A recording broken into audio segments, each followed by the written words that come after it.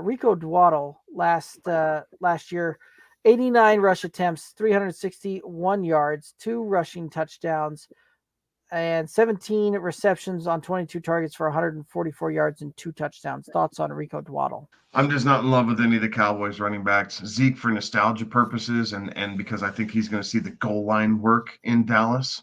Um, but outside of that, I mean, these guys got to get touches, right? Like you can't rely on Zeke to touch the ball 20 times a game anymore. He's got to be a 13 to 15 touch guy at maximum. You figure three of 3 to 5 of those touches are going to be in the red zone every single week. So, I mean, these guys are going to get some run, whether it's Dowdle or oh, you know, Deuce Vaughn, Malik Davis if he's on the active roster, so they're going to have to find something out at running back. It can't just be all Zeke. So potential value, but I mean, he's basically been non-existent coming into his 5th NFL season.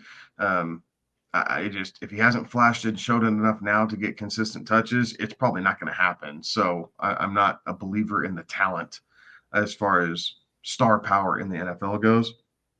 So I'm going to find some other, I'm going to find another player in this range. Again, whether it's another wide receiver, whether it's tight end, shifting down to a different running back, all the different options. But this is not the piece of the Cowboys offense that I want. I feel like the Cowboys are going to have Zeke, and then it's just like you're never quite sure which other running back will come in and take the snap. Like you know that there's a backup running back. You're just not sure which one that backup running back actually is.